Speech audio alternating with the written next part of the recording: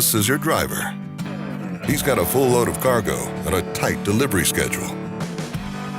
This is the error code he just received.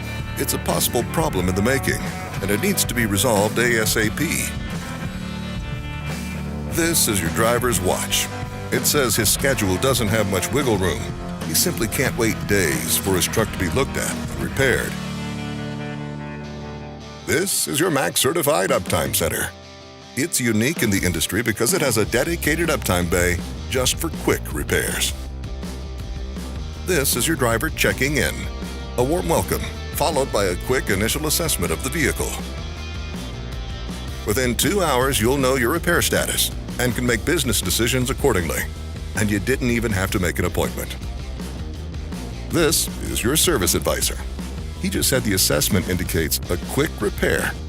That's good news, because it means your truck will go right into the uptime bay. This is your truck in the uptime bay.